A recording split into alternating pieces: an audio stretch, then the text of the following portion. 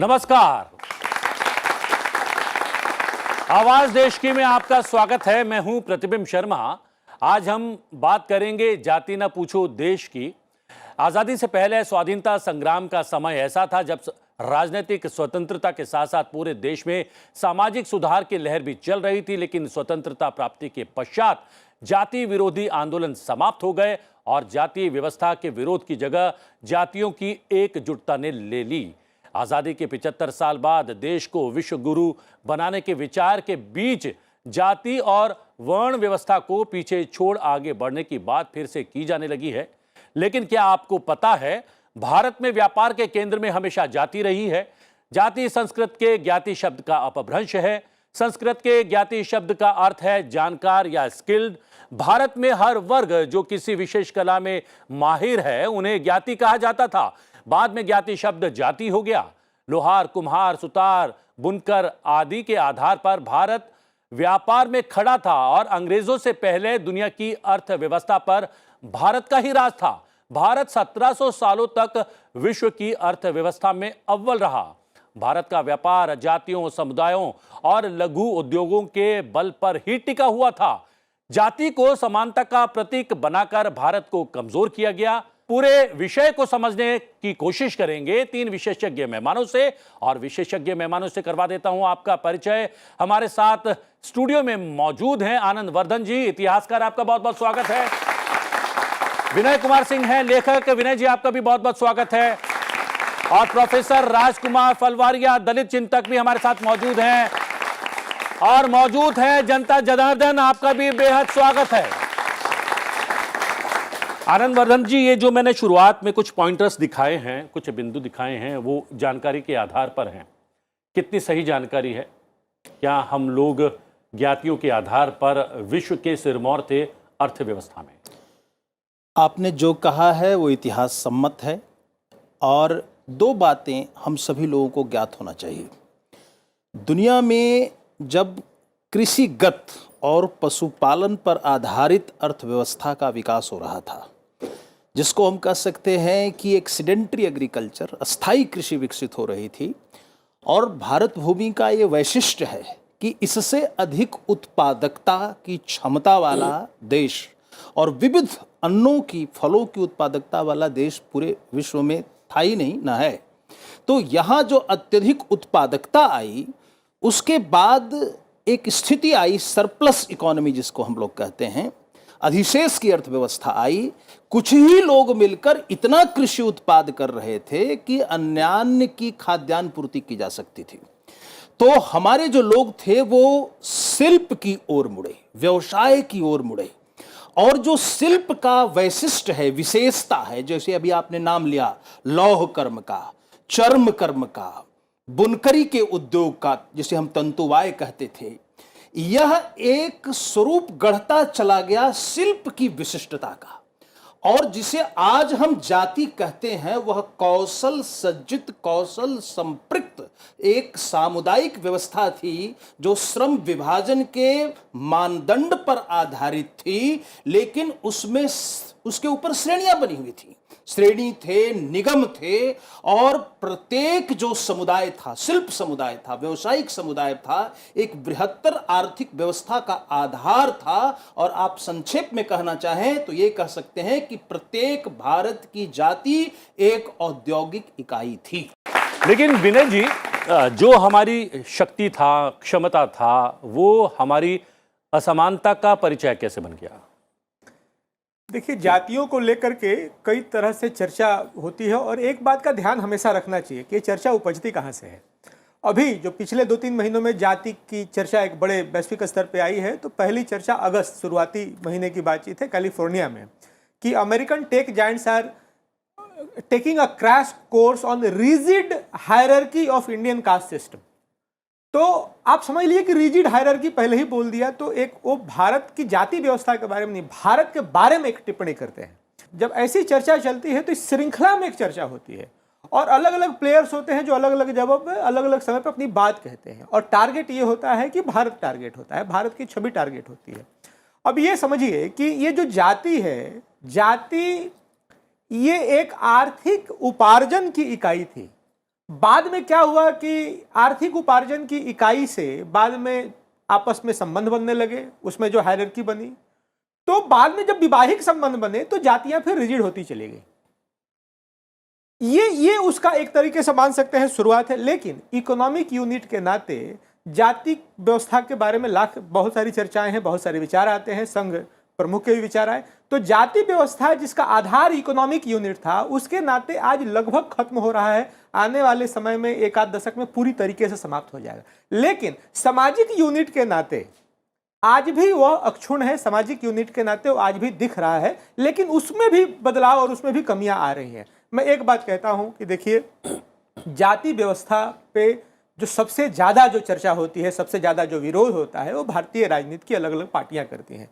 लेकिन मैं आपको दावे के साथ कहते हूं कि ये जो सोशल स्ट्रक्चर है जाति का, इसको सबसे ज्यादा पुष्ट और इसको सबसे ज्यादा दृढ़ और इसको और ज्यादा रिजिड भारत में जब जब चुनाव होते हैं तो चुनावी व्यवस्था में ये रिजिड होता है। अंतिम एक बात कहता हूं कि अब कोई ये नहीं पूछता है कि पानी पिलाने वाला किस जाति का है, लेकिन वोट के समय में पूछते हैं कौन जात हो। ये बड़ा फेमस डायलॉग है।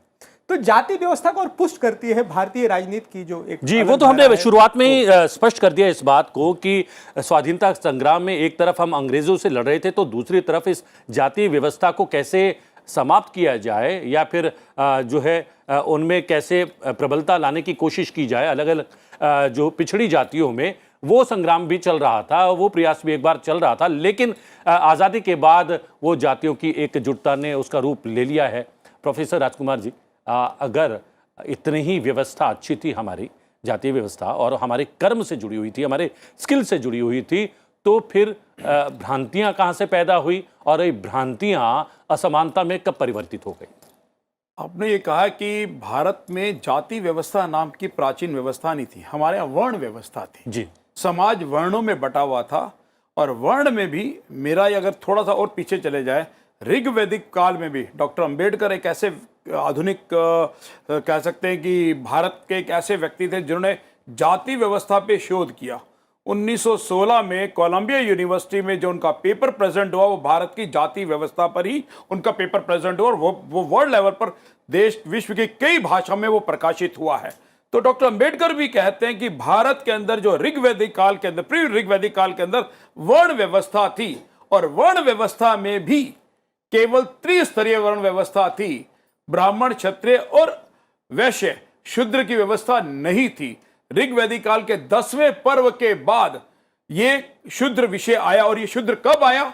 और जो शूद्र व्यवस्था प्रीवैदिक काल या वैदिक काल में थी, वो आज के स्पर्श से शूद्र नहीं थे। इसको मैं आपको थोड़ा सा 2 मिनट में एक्सप्लेन करूंगा कि और वह भी जो वर्ण व्यवस्था थी, वो वर्ण व्यवस्था कर्म के आधार पर थी, जाति के आधार पर नहीं थी। हम यहां पर पुराने समय के कई संतों महात्माओं के नाम लेंगे। अगर मैं वेद व्यास की बात करूंगा, वो दासी पुत्र थे। अगर आज की भाषा में कहेंगे तो वो दलित थे, लेकिन वो महर्षि थे।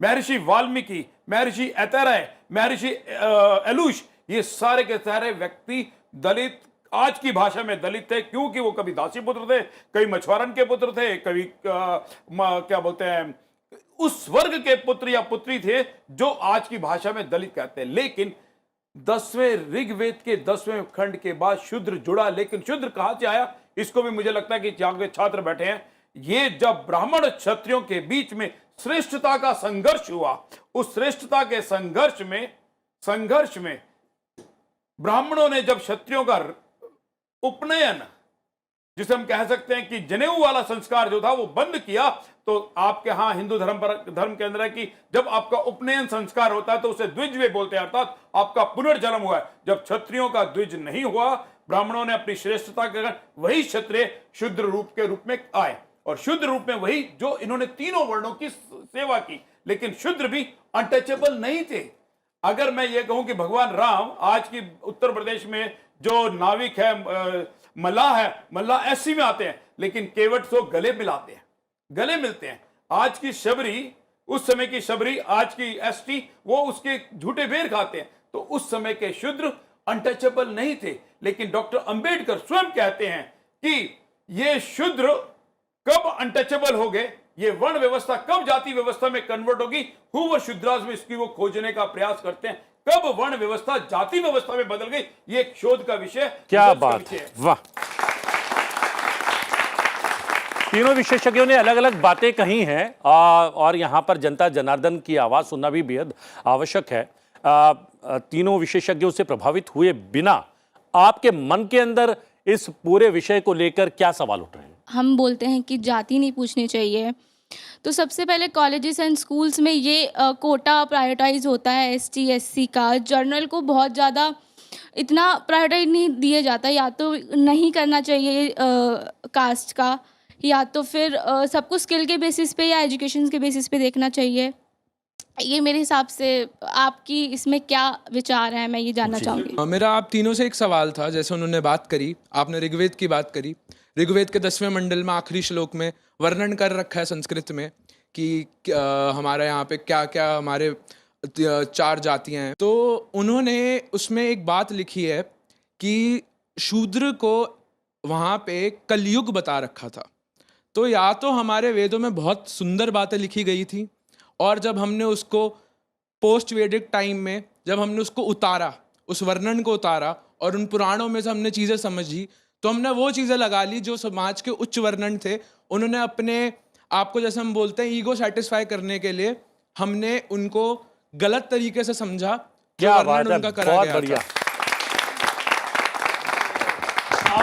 ये आपका सही, आप प्रश्न पूछे एक बार। जी। प्रश्न के संदर्भ को मैंने जो समझा है, हाँ। आपको बताना चाहूँगा। पहले भाई साहब ने, दोनों लोगों ने बहुत अच्छी बातें कही हैं। ऋग्वेद में जो श्लोक आता है वो क्या है, इन बिंदुओं को हम सभी युवा लोगों को खास करके समझने की है। वह पुरुष सूक्त है। पुरुष है कौन? पुरम सैति सपुरखः, जो इस शरीर में आत्मा सो रही है यानी निष्क्रिय है, वह पुरुष है। पुरुष व्यक्ति नहीं है वह। और वह शरीर धर्म, शरीरिणी धर्म के संदर्भ में कह रहा है, ब्राह्मणों मुखमासीत बाहु राजन्यकृतः उरुतदस्य वैश्य पदभ्याम शूद्रो अजायता। वेद कहता है तप से शूद्रम, जो स्वयं को तपाता है, तप करता है, तप की विधि को जानता है, वह शूद्र है। शूद्र का कभी गलत अर्थ नहीं है। पहली बात तो यह जानना है कि शूद्र जो है शिल्पोपकारकः, स्थपति और शिल्प विज्ञानी भी इस देश में शूद्र ही थे। अंग्रेज जब आए तो स्थिति क्या थी आपको जानना चाहिए कि हमारे लौहकारों की भट्टियों तक पहुंचे और इस्पात की विधि जानने की कोशिश की कि यह कार्बन मिक्सिंग आयरन में क्यों कर रहा है, क्योंकि उससे आयरन कोरोड नहीं होता है। यूरोप के पास विधि नहीं थी। 1000 डिग्री से ऊपर के तापमान पर जिंक को खौलाकर अयस्क से अलग करने की विधि इस देश के धातुकार के पास थी। अंग्रेजों के पास तो पीतल का ज्ञान भी नहीं था। भारत के जो पीतल के बर्तन इटली में और यूरोप के देशों में जाते थे, वो समझते थे कि इसमें सोने की कलई की गई है। जी, और विनय वो कुमार जी, तांबा पर भी कलई नहीं जानते थे। ये हमारे धातुकारों का ज्ञान था, जिसे आप आज शूद्र कह के एक गलत व्याख्या कर रहे हैं। निश्चित तौर से जाति का मतलब शिल्प विज्ञान से है। जी, लेकिन विनय जी, यहाँ पर उस उच्च स्थिति में पहुंचना तो थोड़ा सा मुश्किल लग रहा है, जिसका जिक्र यहाँ पर किया जा रहा है आनंद वर्धन जी के द्वारा। जो अब मांग की जा रही है, क्योंकि अब परिचायक हो गई है जाति व्यवस्था कहीं ना कहीं असमानता की, उसे छोड़ने की बात की जा रही है। तो छोड़कर आगे बढ़ना आसान है या उस उच्च स्थिति पर पहुंचना आसान है? देखिए, हम तो रिजिड कभी रहे नहीं। सनातन में पुरातन का भी हमको भान रहता है और नूतन के प्रति हमारा आग्रह भी रहता है। तो जाति व्यवस्था बनी एक समय में, उसके पहले भी कोई व्यवस्था होगी जी। आज इतने समय बाद अगर लगता है कुछ बदलाव, तो हमको लगता है कि एक सनातन परंपरा के नाते हमारा आग्रह हम बहुत खुले विचार के हैं और हमको बहुत उसको बाह फैला के स्वीकार भी करेंगे। एक बात समझिए कि चीज़ों को बड़ा वैज्ञानिक तरीके से समझना चाहिए। जाति एक पक्ष है वर्ण का, 4 उसमें पक्ष हैं, बौद्धिक है, कार्मिक है, व्यवसायी है, सेवा है। और ये हायरार्की नहीं है कि ऊपर नीचे, ये सेगमेंटल है। 1 सेगमेंट, 2 सेगमेंट, तीसरा सेगमेंट और चौथा सेगमेंट। तो इसमें बड़े छोटे की बात नहीं थी। तो और दूसरा देखिए कि 4 आश्रम भी हैं फिर वर्ण में, और 4 आश्रमों में उस समय माना जाता था कि 100 साल की आपकी उम्र है तो 25 साल ब्रह्मचर्य, 25 साल गृहस्थ, 25 साल वानप्रस्थ और 25 साल संन्यास। फिर जब घर की बनावट देखेंगे तो आंगन, कमरे, द्वार और दलान, उसमें भी वर्ण की कल्पना है। और आप देखेंगे तो इन तीनों का मेल है। जैसे कि 25 वर्ष में आप आंगन में खेले, 25 साल जब युवा हुए तो फिर कमरा, यानी कि आपकी शादी विवाह हो गया, आप कमरे तक आपका एक्सेस है। लेकिन 50 जैसे ही होता है तो आप दुआ के हो जाते हैं, मतलब कि आपका जो कनेक्ट है वो घर से टूट जाता है, इसलिए कि फिर दूसरी पीढ़ी आ जाती है जिसका उस कमरों से ताल्लुक रहता है। तो मामला ये होता है। और फिर उसके बाद जो अंतिम जीवन के समय है वो पूरी आप सृष्टि के लिए होते हैं। संन्यास का मतलब केवल मानव जाति के लिए नहीं होता था। तो ये जो वर्ण है, वर्ण का एक पक्ष है जाति, उस वर्णाश्रम के और कई पक्ष थे, गृहस्थ में थे, हमारे मकान का जो वास्तु था उसमें जी, उसका पक्ष अभी तो था। बात कर लेते हैं इस जाति के पक्ष की। क्या ऐसी व्यवस्था कोई हो सकती है जिसमें हम जाति वर्ण को छोड़कर सब भारतीय हैं, जैसे हम सेना में देखते हैं, सेना में इंडिया फर्स्ट, नेशन फर्स्ट, उस रूप से हम काम करते हैं और हमारी सीमाएं हमारी हमेशा सुरक्षित रहती हैं। क्या उसी व्यवस्था को हम अपना कर आगे बढ़ सकते हैं क्या, या बढ़ना चाहिए? जाति इस समाज में आज की उसको आप नकार नहीं सकते हैं। मैं कई बार नकार बोलता नहीं, हूं। मैं तो कह रहा हूं हाँ, बहुत उलझा हुआ प्रश्न और है ये। इसीलिए नकार नहीं सकते हैं। और जाति के बारे में मैं कई बार क्लास में भी बोलता हूं, सामाजिक क्षेत्र में, जाति कभी नहीं जाति। किसी व्यक्ति ने कहा है कि आप धर्म तो बदल सकते हैं लेकिन आप जाति नहीं बदल सकते। ये बड़ी आयरन कर्टन सिस्टम है। लेकिन मुझे लगता है कि कभी भी किसी बीमारी का इलाज अगर करना है तो उसके रूट को खोजना पड़ेगा। तो ये जाति व्यवस्था कहां से पनपी, जाति व्यवस्था ने कहां से जन्म लिया, मुझे लगता है उस प्रश्नों को खोजने की आवश्यकता है। तो मुझे जो लगता है कि जाति व्यवस्था का जो संदर्भ आज के कालखंड में ले आता है, जैसे सर ने भी कहा कि जाति जो थी, और आपने भी अपनी भूमिका में कहा कि ज्ञाति शब्द से जाति शब्द बना, ये कहीं ना कहीं हमारा इकोनॉमिक स्ट्रक्चर था। लेकिन कालांतर में वो विषय कहीं ना कहीं मुझे लगता है कि समाज के अंदर निम्न उच्च स्तर का विषय बना, और जिसका कई समाज के बड़े महापुरुषों ने जिक्र किया। मैं आधुनिक भारत की कहूं तो राजा राम मोहन से लेकर ज्योतिबा फुले और डॉक्टर अम्बेडकर ने इस यथार्थ को भी हमें भूलना नहीं चाहिए। आजकल तो अपने को पिछड़ा घोषित करने की एक दौड़ भी लग गई है, और उसकी वजह से जो सचमुच में समाज के जो कहीं ना कहीं पिछड़े हुए लोग हैं वो पीछे रह जाते हैं और कुछ अन्य लोग जो है लाभ उठा जाते हैं। क्या उससे भी बचा जा सकेगा अगर हम ये जाति व्यवस्था को पीछे छोड़कर आगे बढ़ते हैं तो?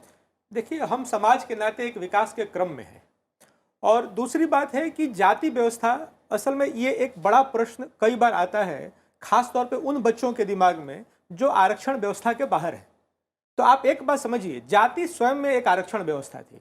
और मैं कहता हूं कि segment 1, segment 2, segment 3, segment 4, segment 4 का व्यक्ति सेगमेंट 1 में जा सकता था, आसान था। वह वेदव्यास हो सकता था, वाल्मीकि हो सकते थे। लेकिन सेगमेंट 1 के व्यक्ति को अगर सेगमेंट 4 में जाना है तो वो रिस्ट्रिक्शन था, आपको प्रूव करना होता था। मैं उसका उदाहरण बताता हूं। समय काल परिस्थिति ऐसी हुई कि राजा हरिश्चंद्र को सेगमेंट 4 में जाना पड़ा, लेकिन सेगमेंट 4 ने उनको ऐसे स्वीकार नहीं किया, उनको प्रमाणित करना पड़ा और बार बार उनको परीक्षा देनी पड़ी कि हाँ, इस कर्म में आप आने के लिए उपयुक्त हैं कि नहीं है। तो ये अपने आप में एक रिजर्वेशन सिस्टम था, और ये एक दूसरे से ऊपर नीचे का मामला नहीं था। एक दूसरे के आप व्यवसाय में, एक दूसरे के जो उपार्जन, जीवन उपार्जन, उसमें दूसरा दखल नहीं दे सकता था। दखल देने की प्रक्रिया बहुत कठिन थी, एक दूसरे में घुसने की प्रक्रिया कठिन थी। तो एक बात समझिए, धरती की उम्र निश्चित है, जाति एक व्यवस्था है, ये कोई सृष्टि नहीं है। जाति की भी अपनी एक उम्र निश्चित है। ये समय है, कई सारी चीजें चल रही हैं दुनिया में एक साथ। कई सारी चीजों को जो हम लोग विटनेस कर रहे हैं, हमारी पिछली कई पीढ़ियों ने नहीं किया, हमारी अगली पीढ़ियां कहीं नहीं करेंगी। इसलिए इन बदलावों के साथ ये जिस व्यवस्था को लेकर के हम अभी बहस कर रहे हैं, इसमें एक 360 डिग्री एनालिसिस और अप्रोच होने की जरूरत है। इसको लेकर के बहुत रिजिड हम होंगे तो हम गलती कर बैठेंगे। जी, युवाओं की क्या अप्रोच है? क्या जाति व्यवस्था से कहीं ना कहीं नुकसान देश को हुआ है? देश के जनता का मौलिक अधिकार है समानता, तो फिर हम समानता की बात छोड़ के, जबकि हमारा संविधान भी कहता है कि हम सारे देशवासी समान हैं, तो फिर हम जाति क्यों पूछते हैं? सर, आपने कहा था कि जाति कहीं नहीं जाती, पर सर अगर फॉर एग्जांपल हमारे नरेंद्र मोदी है, क्या आपने उनकी जाति पूछी? नहीं। सर, यहाँ पे प्रोफेसर हैं, क्या उन्होंने जैसे ही बताया मुझे कि वो प्रोफेसर है, क्या मैंने उनकी जाति पूछी या क्या मेरे वो दिमाग में आया? नहीं। तो मुझे लगता है कि एजुकेशन और कहीं ना कहीं पावरफुल लोग, तो उनकी जाति नहीं पूछी जाती है, क्योंकि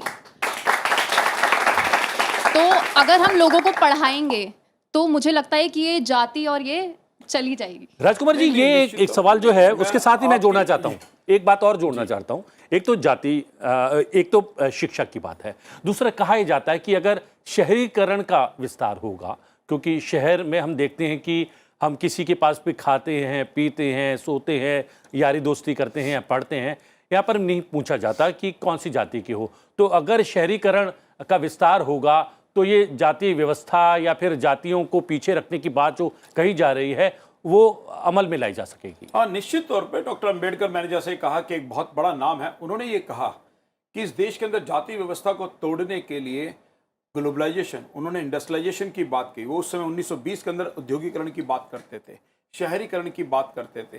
जाति व्यवस्था को तोड़ने में जो कई काम थे उसमें से एक काम ये भी है, शहरीकरण भी है। लेकिन मेरा ये मानना है कि जाति व्यवस्था के इस तंत्र को तोड़ने के लिए मुझे लगता है कि हमको एक कदम आगे और सोचना पड़ेगा। क्यों सोचना पड़ेगा? जाति के रूट्स को समझना पड़ेगा। मैंने ये कहा कि जैसे सर ने भी कहा कि जाति जो व्यवस्था है वह वर्ण व्यवस्था कब विकृत रूप होगी, इसको समझने की आवश्यकता है। जाति को आप उसके जन्म से ना जोड़ें। जन्म से जोड़ेंगे तो दिक्कत होगी। अगर जन्म से अगर वेदव्यास को जोड़ेंगे तो वो शूद्र कहलाएंगे, महर्षि नहीं कहलाएंगे। वाल्मीकि फिर दलित ही कहलाएंगे, वो महर्षि वाल्मीकि रामायण के रचयिता नहीं कहलाएंगे। इसलिए आने वाला समाज, आने वाला युवा, आने वाला देश जाति व्यवस्था को केवल उसके कर्म से जोड़े, अर्थात उसके कार्यों से जोड़े। अगर कोई वंचित वर्ग का व्यक्ति प्रोफेसर है, डॉक्टर है, इंजीनियर है, तो मान के चले कि वो उस सेगमेंट में नहीं है, वो श्रेष्ठ वाले सेगमेंट में। इसको भी समझने की आवश्यकता है। जी जी। इस देश को चलाने वाले, समाज को चलाने वाले व्यक्ति सामाजिक न्याय की बात करते हैं, और जब सामाजिक न्याय की बात करते हैं तो इसका मतलब होता है समान अवसर, समान सुविधाएं, समान परिस्थितियां। तो मैं कई बार एग्जाम्पल देता हूं कि एक ही समाज में दो बच्चे हैं। एक बच्चा है जिसको हम कहें कि जिसके माता पिता पढ़े लिखे हैं, जिसके माता पिता अच्छे व्यवसायी हैं, घर संपन्न है, और एक वही उसी समाज में एक बालक है जिसके माता पिता रेडी चलाते हैं, रिक्शा चलाते हैं, मजदूरी करते हैं। उन बच्चे के डेवलपमेंट, उस बच्चे की शिक्षा को साइकोलॉजिस्ट भी कर सकते हैं, आप समकक्ष नहीं आंक सकते हैं। जिस पेरेंट्स के परिवार के पेरेंट्स पढ़े लिखे हैं, नौकरी पेशा वाले हैं, ऑफिसर हैं, उसके और उस गरीब के बच्चे जिसकी माँ मजदूरी करती है, बर्तन मांजती है, उसके मार्क्स और उसके मार्क्स को हम बराबर नहीं तोल सकते हैं।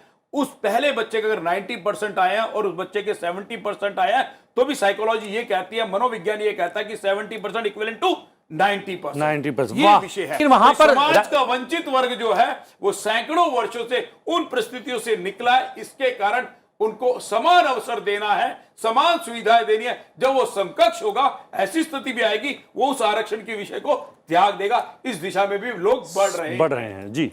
बहुत ही जो शूद्र लोग हैं वो शिल्पकार रहे हैं, उनमें बहुत टैलेंट रहा है, लेकिन ऐसी क्या परिस्थिति आ गई कि आज शूद्र को थोड़ा कम बहुत आका सुंदर जा रहा है। प्रश्न मैं आपका समझा। दो बातें मैं आपको बताना चाहता हूँ जिसके कारण इस देश में विवाद है। तीसरा बिंदु आऊंगा। भगवान कृष्ण ने गीता में क्या कहा? चातुर्वर्णम मया सृष्टम गुण कर्म विभागशः। आप गीता की ओर लौटो, क्योंकि अंग्रेज जो इस देश में आए उनको भी लगा कि इनके लिए गीता महत्वपूर्ण है। दो परिस्थितियां हैं। मैंने कहा था कि जाति औद्योगिक इकाई थी। बाहरी आक्रमणों के बाद व्यवस्था कैसे बदली? एक हमारा समाज है, दिल्ली में बहुत महत्वपूर्ण समाज रहा है, खटिक समाज। आपको ज्ञात हो कि वो कभी खटवांग क्षत्रिय थे, उसमें चौहानों के खींची भी हैं, उसमें सिसोदिया मूल के भी हैं, उसमें गंगवाल लिखने वाले गंगा घाटी के क्षत्रिय भी हैं, समय हुए। आज की दृष्टि से हम केवल सोचते हैं कि अरे ये खटिक समाज है। आप उस बृहत्तर आयाम और बिंदु को समझिए कि वो दुर्गा की भांति खटवांग धारण करने वाले थे।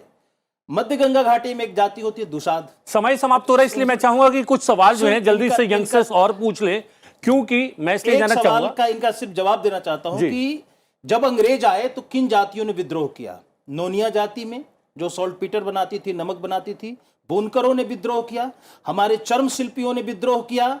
इन लोगों ने विद्रोह क्यों किया?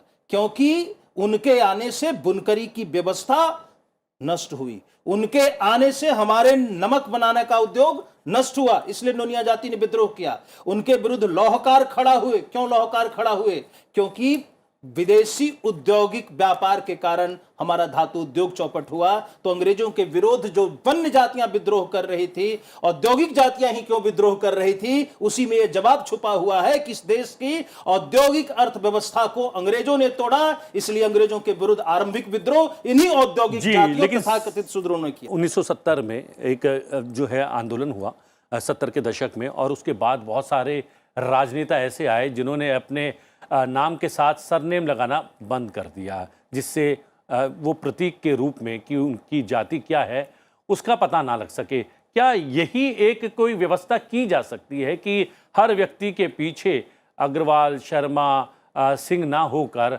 हिंदुस्तानी या भारतीय हो जाए? ये बड़ा रोचक है। जिन जिन नेताओं ने अपने नाम से अपने जाति का ये सूचक हटाया, उन नेताओं ने आंदोलन से निकलने के बाद जब मूल राजनीति में आए तो उन्होंने अपनी जाति जोड़ी बाद में, ताकि ये कोई कंफ्यूजन नहीं रहे कि मैं प्रसाद लिख रहा हूं तो मैं किस जाति का हूं, उसको लेकर के हमारी जाति में कंफ्यूजन नहीं रहे। एक बात आप समझिए, मूल की बात करेंगे तो व्यवस्था के नाते बड़ी सुंदर व्यवस्था, वर्ण, जाति आदि, लेकिन प्रैक्टिस के नाते बात करेंगे तो हम बहुत झेले हैं। आप सड़क बना रहे हैं, आपका जो घर है वो टीले पर है, किसी का घर जो है खाई में है, किसी की जमीन खाई में है। समय समाप्त हो रहा है। एक लाइन में मैं जानना चाहूंगा कि अब क्या यह व्यवस्था हो सकती है कि जाति को पीछे छोड़कर हम आगे बढ़े? मैं केवल एक बात कह रहा हूं, सड़क आपको बनानी है, विकास आगे करना है, तो किसी की ऊंची जमीन है, किसी की नीची जमीन है, तो ऊंची जिसकी जमीन है, जिसके पास माटी ज्यादा है, वह निचली जमीन में से वहां से माटी लेकर के भरा जाएगा। जब सड़क बन जाएगी तो बहुत सुंदर होगा और सब लोग बड़ी फर्राटे से दौड़ेंगे उस पर, सबकी गाड़ियां जी। सड़क यानी कि आपने कहा कि समानता के लेवल पर ही बन सकती है, असमानता के लेवल पर नहीं बन सकती है। एक और समृद्ध जीवन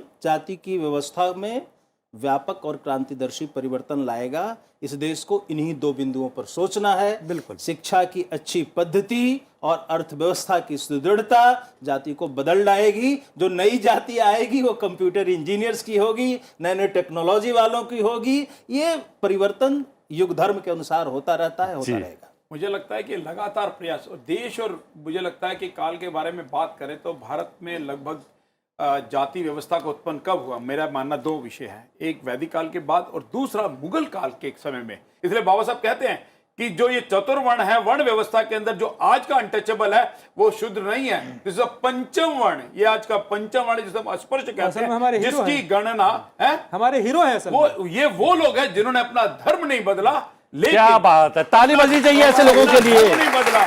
और जैसा कि कहा, मुगलों के कोई मेला ढोना शुरू किया, उनका मांस काटना शुरू किया, उनके लिए खाना बनाना, लेकिन धर्म नहीं बदला। लेकिन बाकी समाज जो उनके सेवा में चले गए, उनके लिए वो अनटचेबल हो गए, अस्पृश्य हो गए। तो दो पीरियड है, एक वैदिक पीरियड में और एक मुगल पीरियड में, जब अस्पृश्य जातियों ने जन्म लिया। जी हाँ, शिक्षा की संभावना पैदा करके और कहीं ना कहीं आर्थिक रूप से लोगों को रोजगार उपलब्ध करवा के हम लोग इस व्यवस्था को कहीं ना कहीं बदल सकते हैं और समानता का व्यवहार कर सकते हैं, और इसी से देश निर्माण होगा और इसी से हमारा भारतवर्ष आगे बढ़ेगा।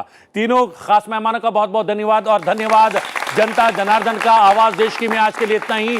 आवाज देश की में आपसे फिर भेंट होगी एक नए विषय के साथ। फिलहाल मुझे आज्ञा दीजिए, लेकिन देखते रहिए संसद टीवी। नमस्कार।